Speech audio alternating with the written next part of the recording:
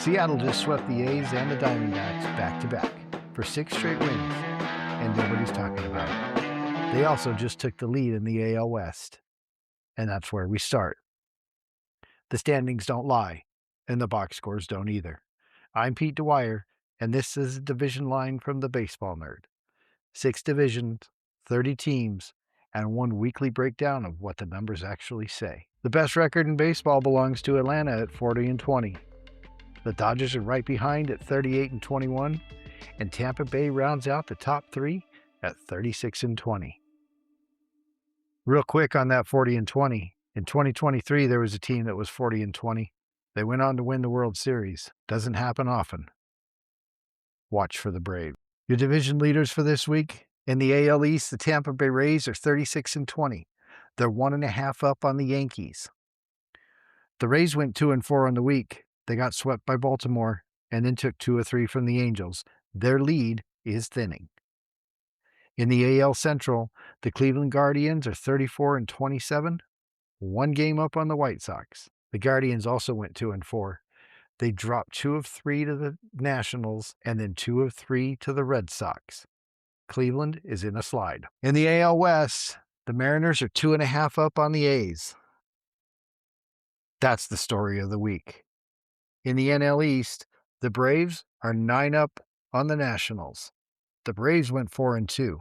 They took 2 of 3 from Boston and then 2 of 3 from the Reds. Atlanta right now is the best team in baseball. In the NL Central, the Brewers are at 35-21. They're 4.5 up on the Cardinals. The Brewers went 5-1 this week. They swept the Cardinals and then took 2 of 3 from Houston. The Brewers is starting to pull away. In the NL West, the Dodgers are 38-21. And they're 5.5 up on San Diego. The Dodgers also went 5-1. They swept Colorado and then took 2 of 3 from the Phillies. The Dodgers are putting distance between themselves and the rest of the pack. As we get to the wild card picture in the American League, the Yankees and the White Sox are in. The Blue Jays are on the cut line. The A's and the Rangers are a half game out. In the National League, the Padres and the Cardinals are in. The Diamondbacks, the Pirates, and the Cubs are all tied on the cut line.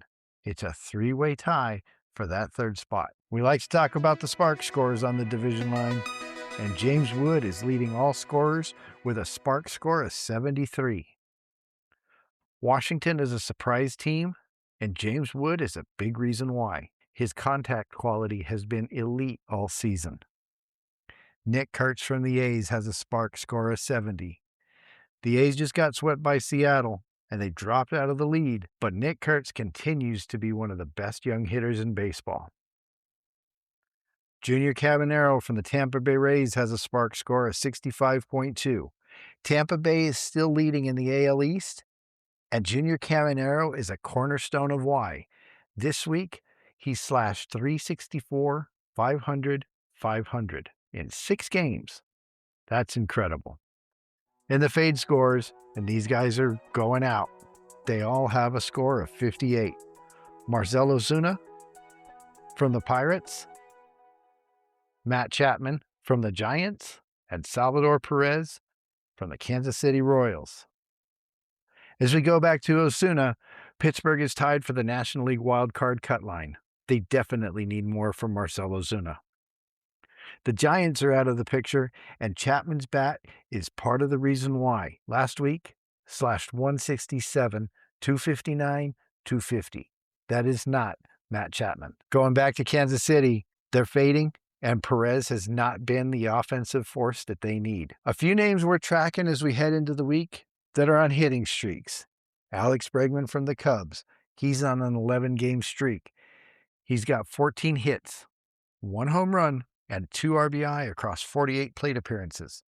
He's got 2 walks in 11 games. Before you buy into this, I would watch the power numbers for a couple days. Jonathan Aranda from the Tampa Bay Rays is on a 9-game streak. He's on the best team in the AL. During that streak, 1 home run and 1 RBI. Same thing, watch the power numbers. Jung Lee from the Giants is on an 8-game streak. In his last appearance, he went 5 for 6 with 2 RBI. He's back from the injured list, and he looks locked in. Jarren Duran is also on an 8-game streak with 1 home run and 1 RBI during that streak. The Red Sox are hovering the wild card, and they need Jarren Duran to keep going. Nathan Lucas from the Blue Jays is on an 8-game streak also. The Blue Jays need everyone contributing now. J.P. Crawford from Seattle definitely helped the Mariners do that 6-game streak of wins. The prospect of the week that we want to talk about is Ryan Waldschmidt from the Diamondbacks. He's had 53 plate appearances this year. His weighted runs created plus score is 139. He's 23 years old.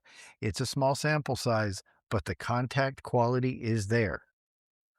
The Diamondbacks are tied for the wild card cut line in the National League, and Waldschmidt is a name to watch if the Diamondbacks make a push. As we get into injuries and transactions, Gavin Lux from the Rays is on a 60-day injured list with a right shoulder impingement. Blake Snell from the Dodgers was transferred to the 60-day injured list with loose bodies in his left elbow. Snell has yet to throw a meaningful inning this season. Teoscar Hernández is also on the 10-day IL with a left hamstring. The Dodgers are fine, but it is worth watching. And the Mets' problems just keep getting bigger.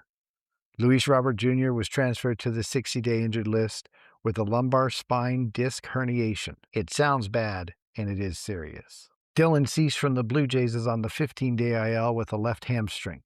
José Berríos from the Blue Jays was just transferred to the 60-day IL with a right elbow stress fracture. Those are 2 starters down in the same week for the Blue Jays. As we head to Cincinnati, Graham Ashcraft is on the 60-day IL with a right forearm UCL sprain. Cincinnati is 1.5 games out of the National League wild card, and their rotation depth just took a hit. Munetaka Murakami from the White Sox, who was on the Spark list last week, hit the 10-day IL this week with a right hamstring strain. Hopefully he gets better quick. As we go to transactions, Andrew McCutchen was released by Texas, and Jared Jones was activated for Pittsburgh, which is good news for the Pirates bullpen. The games to watch this week, number 1 is the Guardians at the Yankees. It starts on Tuesday.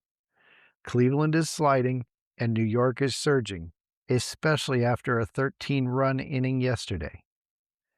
The AL wildcard picture could shift significantly in this series. The Brewers and the A's starts on Sunday. Milwaukee leads the National League Central by 4.5 games, and the A's just lost the lead in the AL West. These are 2 teams with a lot at stake to close up the week. That's The Line. New episodes drop every Monday morning. Like, follow, and share. Subscribe to the Baseball Nerd on Substack. Recaps, standings, and box scores are always live at thebaseballnerd.com. I'll see you next Monday.